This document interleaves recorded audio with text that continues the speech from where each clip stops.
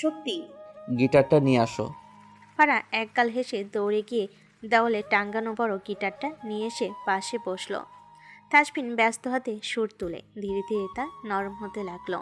তুমি আছো আমার মনের ভেতর, তোমায় দেখার পর থেকে দুনিয়া কেমন বদলে যায়। তোমার চোখে যেন স্বপ্নেরা নতুন করে জেগে ওঠে। হাই, তুমি আছো আমার মনের ভেতর, চুপি চুপি বৃষ্টি হয়ে ঝরে। তুমি ছাড়াই হৃদয়টাই কিছুই আর আজকাল ধরে না। গালে হাত রেখে গানটা মন দিয়ে শ্রবণ করছে ফারা। অতিশয় আশ্চর্য হয় সে। তার লেফটেন্যান্ট সাহেব যে শিল্পীদের থেকেও কম নয়। গানের প্রতিটি লাইন যেন তাকে উজাড় করে দিয়েছে তাসফিন। শেষের দিকে এসে গিটারের টুংটাং শব্দ ধীরে ধীরে বাজাতে বাজাতে শান্ত স্বরে শেষের লাইনগুলো বলতে লাগলো। গিটারের সুর থামতি দুহাতে তালি বাজিয়ে তুলল ফারা। ব্রিলিয়ান্ট! আপনি এত সুন্দর গাইতে পারেন, কই আগে তো বলেননি। হেসে ফেলল তাসফিন। গিটারটা সোফায় রেখে ফের কাছে টেনে নিল ফারাকে। আলগোছে ছুঁয়ে দিল তার গাল। আমি অনেক কিছুই পারি, সময় মতো দেখাবো। চোখ টিপে পড়ল তাসফিন। চোখ পাকিয়ে তাকালো তাসফিন। ইস কি লজ্জা! আপনি তো মহাপাজিল। ঘাড় ম্যাসেজ করলো তাসফিন। লম্বা নিঃশ্বাস টেনে আওড়ালো। ঠিক কতটা পাজি সেটা না হয় সময় মতো দেখাবো। বাই দ্য ওয়ে, রাত হয়ে এসেছে, এটাই তো সময়। কি বলেন মিসেস শেখ? খিলখিলিয়ে হেসে উঠল ফারা। ঘুমে ঢুলু ঢুলু চোখ করে তাকালো তাসফিন। মাতাল করা হাসি টেনে বলল, চলুন ম্যাডাম, এবার ঘুমাই। তাকে কোলে নিয়ে বিছানার দিকে এগিয়ে গেল তাসফিন। কপালে পরপর অনেকগুলো চুমু খেয়ে বলল, আগামীকাল আমরা একটা জায়গায় যাচ্ছি ম্যাডাম, রেডি থাকবেন। অবাক হয় ফারা। কিছু জিজ্ঞেস করতে যাবে কিন্তু তার হতে দেয়নি তাসফিন। মুখে জড়িয়ে ধরে শুয়ে পড়ে দুজনেই। নো মোর ওয়ার্ডস সুখ, আমি সত্যি খুব টায়ার্ড আজ। তাই চুপচাপ শুয়ে আছে ফারা। তবে এতটুকুতেই থেমে নেই সে। সবসময় ওই লুচো লেফটেন্যান্ট সাহেব তাকে জ্বালাতন করে, আজকে সে করবে। ঘুমাবো না, এই রাতটা আইসক্রিম খাওয়ার। যান, আইসক্রিম নিয়ে আসুন। ডানভুর উঁচিয়ে তাকালো তাসফিন। নাকি ইচ্ছে করে জ্বালাচ্ছ ম্যাডাম, পরে সইতে পারবে তো? গাল ফুলে উঠে বসলো ফারা। আনবেন না আপনি? সহসা উঠে বসে Tasfin. Let's go. Drawing room পুরোটা ফাঁকা, অন্ধকারে ডুবে আছে। তা পা টিপে টিপে এগোচ্ছে দুজনে। ফ্রিজের কাছে গিয়ে দাঁড়ালো ফারা আর তাসফিন। ওপেন করো। পিস্টেনে খুলতেই অবাক হলো ফারা। ইতিমধ্যে আইসক্রিম রয়েছে চকলেট ফ্লেভারের। আপনি আগে থেকেই এনে রেখেছেন? ও ইয়েস মিসেস শেখ, এবার আপনি খেয়ে আমাকে উদ্ধার করুন। মুচকি হেসে নিজের মন মতো আইসক্রিম পুরোটা শেষ করলো ফারা। ঠোঁটের নিচে একটুখানি লেপটে আছে তা। গভীর দৃষ্টিতে তাকাচ্ছে তাসফিন। এতক্ষণে লক্ষ্য করেছে ফারা। মিনমিনিয়ে গলায় শুধোই, ভাবে কি দেখছেন? আমার পাওনাটা দিয়ে দিন মিসেস শেখ। মানে? একটুখানি দূরত্ব ঘুচিয়ে দিল তাসফিন। একে অপরের সহিতে মিশে গেল। অপ্রত্যাশিত স্পর্শে নুয়ে পড়ে ফারা। পিছুতে পিছুতে সেলফের সাথে ধাক্কা খেয়ে ঝনঝন শব্দে কিছু বাসন পড়ে যায়। অষ্টজোড়া তখনও আঁকড়ে ধরে রেখেছে ফারা। পরপর খই হারাই ফারা। রান্নাঘরে ঠুসঠাস শব্দে হন্তদন্ত হয়ে ছুটে এলেন রুবিনা শেখ। কে ওখানে? মুখ টিপে ফারাকে নিয়ে ফ্রিজের দিকে চেপে দাঁড়ালো তাসফিন। চোকাচুকি হলো দুজনের। ঠোঁট কামড়ে হাসছে তাসফিন, রাগে ফুঁসছে ফারা। টুপটুপ করে তার গালে চুমু খেলো তাসফিন। ফারা কিছু বলতে গিয়েও পারল না। এই বুঝি রুবেনা শেখ শুনে ফেলল। মিসেস শেখ, মা। চোখ পাকিয়ে তাকালো ফারা। নৈশব্দে দুষ্টু হাসলো তাসফিন। নিস্তব্ধ এক রজনী। চারিদিকে নিস্তব্ধতার ভার যেন শব্দেরও ঘুমিয়ে পড়েছে। সেই রাতের অন্ধকারে দাঁড়িয়ে আছে এক নিঃসঙ্গ পুরুষ, ভালোবাসাহারা এক আত্মা। চোখে তার গভীর বিষাদ, হৃদয়ে অতীতের এক অমোচনীয় ব্যথা। নিহাল একা, একেবারেই একা, কারোর জন্য অপেক্ষা করে না। তবুও এক অদৃশ্য প্রত্যাশায় চোখ রাখে আকাশের তারাদের দিকে। মাঝে মাঝে তার চোখের কোণে জমে ওঠে জল। হঠাৎই যেন কান্না ফেটে পড়ে নিস্তব্ধতাকে চিরে। তার কান্নায় কোনো আওয়াজ করে না, তবু রাতের বাতাসে এক ধরনের বিষণ্ণ সুর বাজে, যেন তার একাকিত্ব প্রাকৃতিক নিস্তব্ধতায় মিশে গেছে। নদীর পাড়ে বসে আছে সে। নদীর ঢেউই মিলান শব্দ যেন তার ব্যথাগুলো আজ করতে পারছে। খুব করে সিগারেট টেনে চলেছে সে। সে মোটো এসব খায় না, অথচ আজ বাধ্য হয়েই খাচ্ছে। শেষবার মুখে নিয়েছিল নূপুরের মনের কথা জানতে পেরে, আর আজকে নিয়েছে নূপুরকে আবারও কিছুটা সময় নিজের সাথে পেয়ে। নেহাল, কি করছিস এগুলো? একের পর এক সিগারেট খাচ্ছিস? আরিয়ান জানতো নিহাল এখানেই থাকবে, কিন্তু এখানে এসে এরকম একটা দৃশ্য দেখবে আশা করেনি। প্লিজ ভাই, বাধা দিস না। পুরো একটি প্যাকেট সিগারেট শেষ করেছে নিহাল। অবাক হয় আরিয়ান। শেষমেশ উপায় না পেয়ে মুখে গুজে রাখা সিগারেটটা ফেলে দিল অদূরে। পাগল হয়ে গেছিস তুই? কি রে নেহাল, তুই তো এমন নয়, তাহলে কি করে এসব করেছিস? সহসা কেঁদে উঠল নিহাল। আমার কষ্ট হচ্ছে রে ভাই। আমার কি ভালোবাসা পাওয়ার অধিকার ছিল না? এতটা কষ্ট কেন পেলাম আমি? আমি তো সত্যি নূপুরকে খুব ভালোবেসেছি। আরিয়ান বুঝে উঠতে পারে না কি করে নিহালকে সান্ত্বনা দেবে। তুই চল, এক্ষুনি বাড়ি যাবি। নিহালকে জোরপূর্বক দাঁড় করালো। নিহালের এক একটি দীর্ঘশ্বাস বারবার বলছে, পৃথিবী, তুমি তাকে নিঃশব্দে জানিয়ে দিও। আজও কোনো এক কোণে, কোনো এক প্রহরে হৃদয় তাকে আগলে রাখে। এক টুকরো ভালোবাসা, যা উচ্চারিত না হয়েও জীবনের শেষ নিঃশ্বাস পর্যন্ত নিভে যাবে না। তার ব্যাকুল হৃদয় আর্তনাদ করে জানান দেয়, পৃথিবী, যদি পারো কানে কানে বলে দিও তাকে, কেউ আছে আজও তার নামে হৃদয়ের মন্দিরে প্রদীপ জ্বালে। যে অনুভব প্রকাশে আসে না, তবু সারা জীবন কেবল তাকেই ঘিরে বাঁচে। নিস্তব্ধ কালো মেঘে ঢাকা রাত, আকাশ জুড়ে ভারী মেঘের চাদর। চাঁদ তারার আলো ঢেকে গেছে গভীর অন্ধকারে। বাতাসে এক ধরনের চাপা নিস্তব্ধতা, যেন প্রকৃতিও নিঃশব্দে শ্বাস নিচ্ছে। দূরে কোথাও বাজ পড়ার আবছা আলো অন্ধকার আকাশকে মুহূর্তের জন্য ছিন্নভিন্ন করে দিচ্ছে। তারপর আবার সবকিছু গাঢ় আলোতে মিশে যায়। কেবল মাঝে মধ্যে কোনো কুকুরের ডেকে ওঠা এবং হালকা বাতাসের শোষর শব্দ কানে আসছে। পাতলা জামাটা খানিকটা সরে গেছে ফারার। তাসপিন একপাশে উপর হয়ে শুয়ে আছে। ফারা বরাবরই এলোমেলোভাবে ঘুমায়, আজকেও তাই। বিছানার এক কোণে শুয়ে আছে সে। জানালা দিয়ে হিমশীতল বাতাস ছুঁয়ে দিচ্ছে তাকে। কোমরে কারোর হাতের স্পর্শ পেয়ে ধরফরিয়ে উঠে বসল ফারা। ফারা ধরফরিয়ে উঠে বসতে চারিদিকের অন্ধকার যেন আরও গাঢ় হয়ে আসে। বুকের ভেতর ছন্দপতন, নিঃশ্বাস ভারী হয়ে ওঠে। জানালার পর্দা হালকা নড়ছে, যেন অদৃশ্য কেউ সেখানে দাঁড়িয়ে নিঃশব্দে তাকিয়ে আছে তার দিকে, তীক্ষ্ণ গভীর অথচ নীরব দৃষ্টিতে। মনে হচ্ছে এই নিস্তব্ধতা কেবল রাতে নয়, এই অন্ধকারে কেউ আছে যে নিঃশ্বাস ফেলছে তার খুব কাছাকাছি, যার দৃষ্টির ভার সে স্পষ্ট টের পাচ্ছে নিজের ত্বকে। অস্থির হাতে পাশের চাদর টেনে নেয় সে। পাতলা জামাটা বুক বরাবর ঠিক করে টেনে তোলে, নিজেকে জড়িয়ে ফেলে দ্বিগুণ করে, যেন স্পর্শ নয়, দৃষ্টিও যেন ভেদ করতে না পারে তার শরীর। চোখ দুটো ছায়ার দিকে ছুটে বেড়ায়, কিন্তু অন্ধকার কেবল রহস্য ছড়ায়, ব্যাখ্যা দেয় না কিছুই। তার ভেতরটা কেঁপে ওঠে। এ কি নিছক কল্পনা, নাকি কোনো গভীর চোখ সত্যি তাকে গেলে নিচ্ছে অন্ধকারের আড়ালে? এক মুহূর্তে ফারা যেন নিজের শরীর থেকে পালাতে চায়, নিজেকে আড়াল করতে চায় নিজের মধ্যেই, যেন সমস্ত আলো নিভে গেলে একটি চোখও তাকে আর চিনতে না পারে।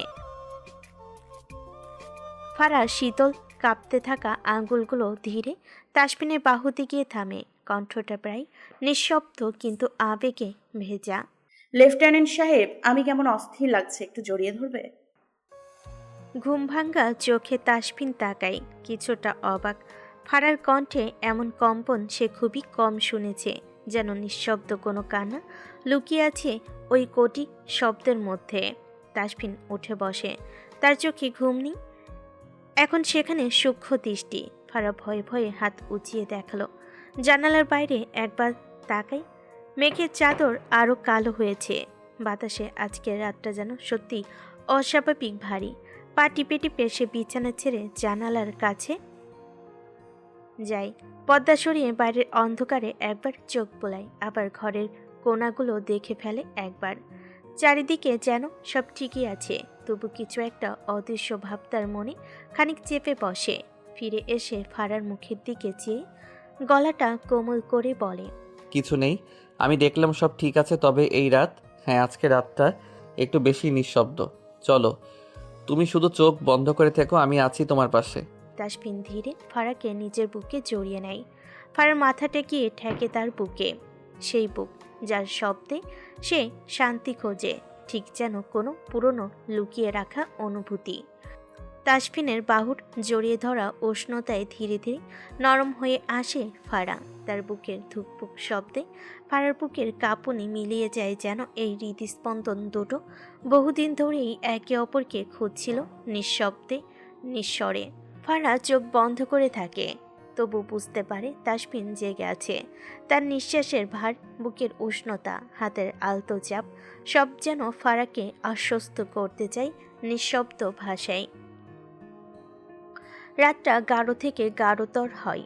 বাইরে দূরে কোথাও শেয়াল ডাকছে, হাওয়াই পাতার কাঁপন।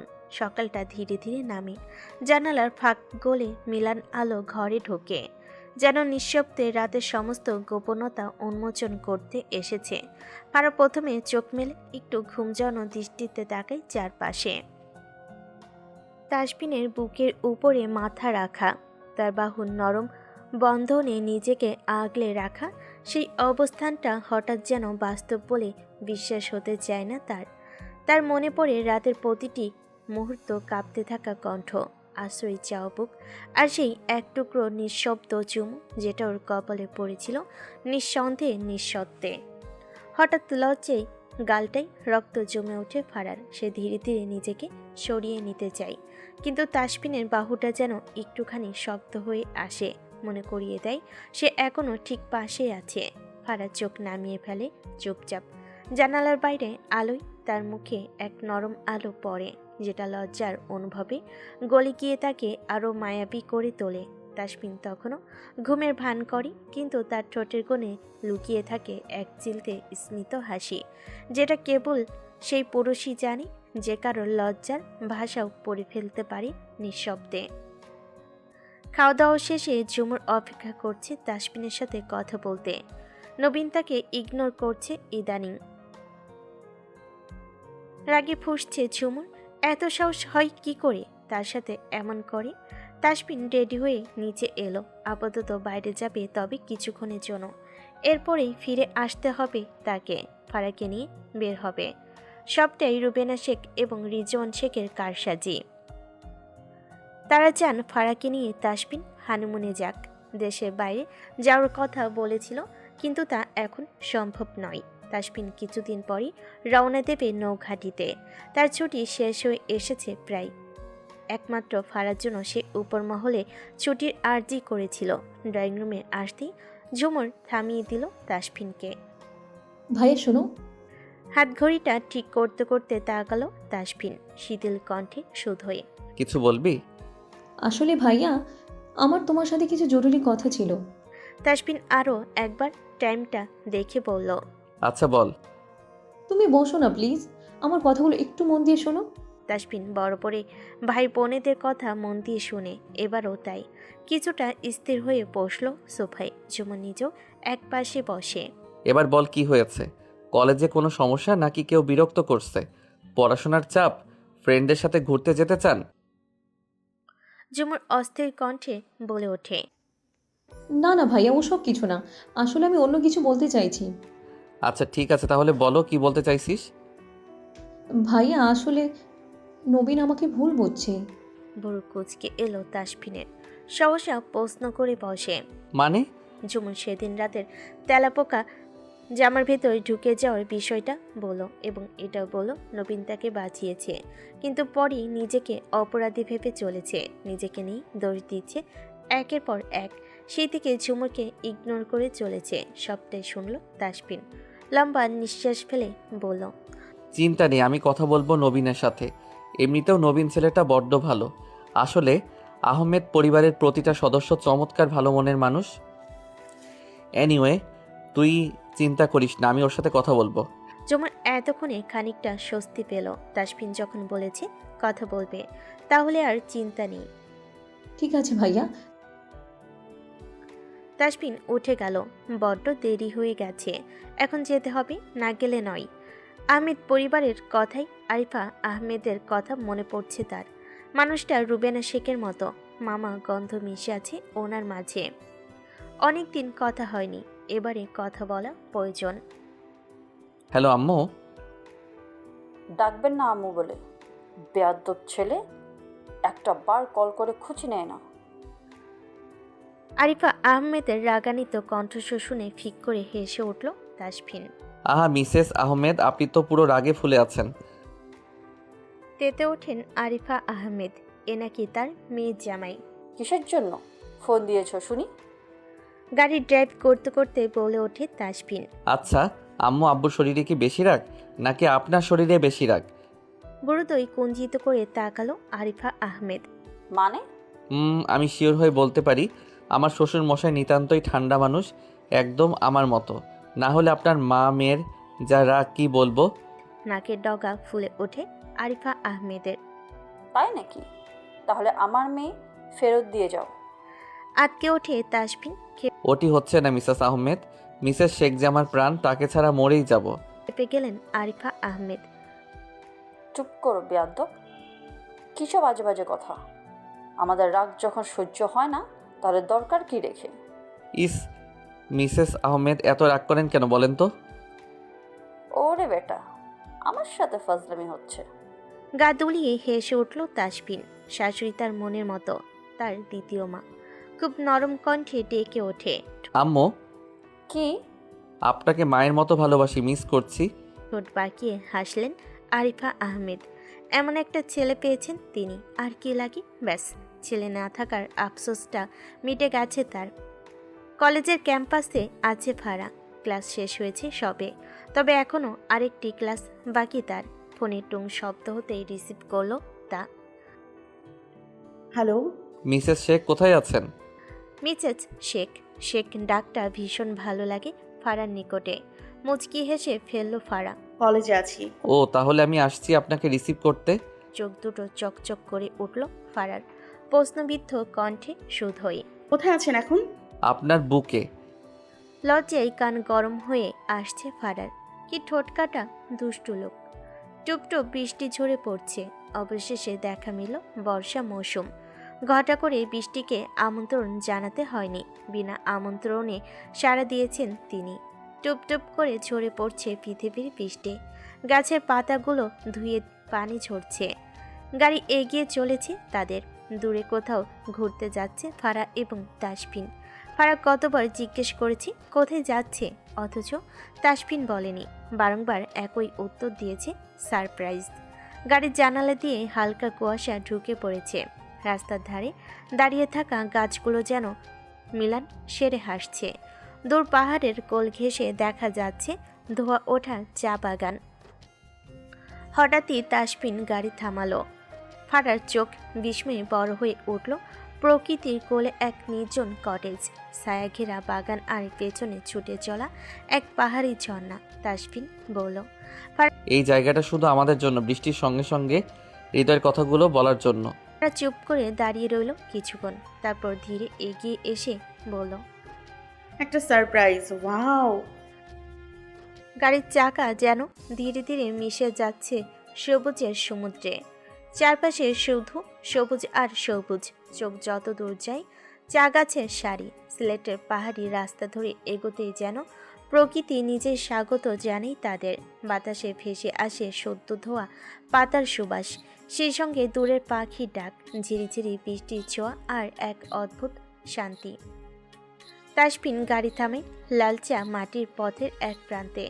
সামনে দাঁড়িয়ে এক অপরূপ রিসোর্ট, পাহাড় ঘেরা কাঠ আর গাছে মিশেলে তৈরি এক টুকরো স্বপ্ন, নাম চা পাহাড় নীড়। ফারা অবাক চোখে তাকিয়ে থাকে ছাদে, বৃষ্টি টুপুর টাপুর। সামনে বারান্দা থেকে দেখা যায় চা বাগানের ঢেউ খেলানো গতি, আর পেছনে পাহাড়ি ঝর্ণার মৃদু কলকল ধ্বনি। রিসোর্টের ঘরে ঢুকতেই কাঠের ঘ্রাণে মিশে যায় এক ধরনের উষ্ণতা। জানালার পাশে রাখা টেবিলে 2টি কাপ রং চা আর আদা লেবুর গন্ধে মাখানো। ফারাজ জানালা খুলে দাঁড়ায় আর বলে, আপনি ঠিক বলেছিলেন, এটা শুধু আমাদের জন্য। তাসবিন কাছে এসে তার কাঁধে একটা চাদর তুলে দিয়ে বলল, চা বাগানের বৃষ্টি, পাহাড়ের হাওয়া আর তুমি, এই তিনটি আমার প্রিয়। ঘরজোড়া নিস্তব্ধতায় বৃষ্টির সুর যেন একমাত্র সঙ্গীত হয়ে বাজছে। আলগোছে এসে ফারাকে পিছন থেকে জড়িয়ে ধরে তাসবিন। এই প্রথম তার ভেতরে অন্য কিছু অনুভব করছে। খুব করে মন চাচ্ছে প্রিয়তমাকে ছুঁয়ে দিতে, আদরে আদরে ভরিয়ে দিতে। সুখ। জি। ঠোঁটের খুব কাছে গলার স্বর নামিয়ে ফিসফিস করে বলে, আজ রাতটা শুধু আমাদের ফারা, পৃথিবী থেমে থাকুক, সময়ও ভুলে যাক হাঁটতে। ফারার বুকের স্পন্দন যেন ছুঁয়ে যায় তাসবিনের হৃদয়ের তলে। বৃষ্টি যেমন নিঃশব্দে ভিজিয়ে দেয় পৃথিবীকে, আমি তেমনই তোমাকে ভালোবাসতে চাই।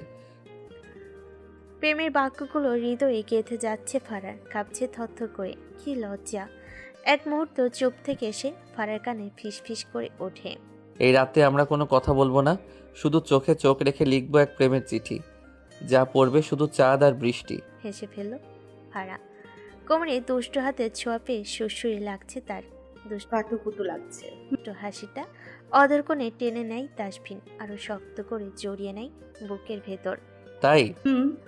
নিজের দিকে ফিরি আলতো করে কপালে উষ্ণ ছোঁয়া এঁকে দেয় তাসবিন।